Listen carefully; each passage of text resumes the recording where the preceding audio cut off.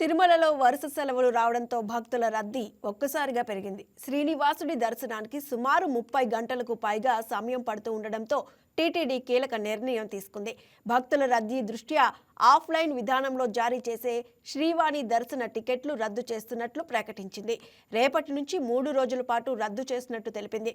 ఇప్పటికే ఈ నెల 30 నుంచి జనవరి 1వ తేదీ వరకు టికెట్లు జారీ చేసే విధానాన్ని టీటీడీ రద్దు చేసింది.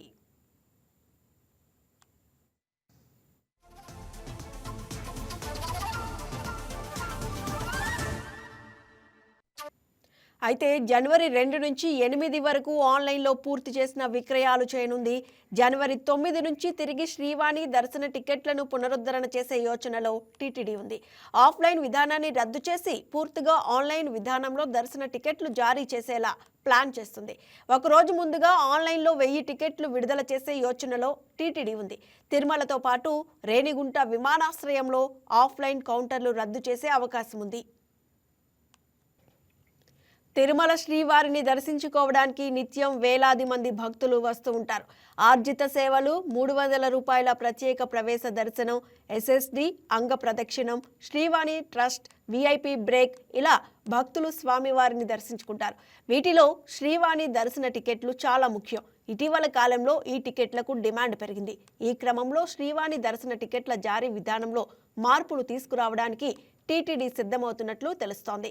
ప్రస్తుతం ఆఫ్లైన్లో అందుబాటులో ఉన్న ఈ టికెట్లను త్వరలో ఆన్లైన్ విధానంలోకి తీసుకురావాలని యోచిస్తున్నారు. దీనివల్ల భక్తులకు మరింత సౌకర్యవంతంగా ఉంటుందని భావిస్తున్నారు.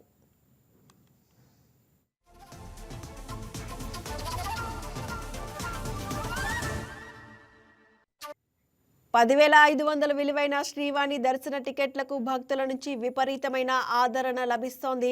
ప్రస్తుతం శ్రీవాణి దర్శన టికెట్లను ఆన్లైన్లో 3 నెలల ముందుగానే అందుబాటులో ఉంచుతున్నారు. రోజుకు 500 టికెట్లను ఆన్లైన్లో విడుదల చేస్తూ ఉండగా అవి కొద్ది క్షణాల్లోనే బుక్ అయిపోతున్నాయి. ఆఫ్లైన్ విధానంలో తిరుమలలో రోజుకు 800 శ్రీవాణి దర్శన టికెట్లను జారీ చేస్తున్నారు.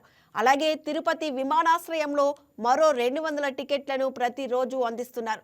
ఈ ఆఫ్లైన్ కోటాను కూడా ఆన్లైన్లోకి మార్చాలని టీటీడీ ప్లాన్ చేస్తోంది.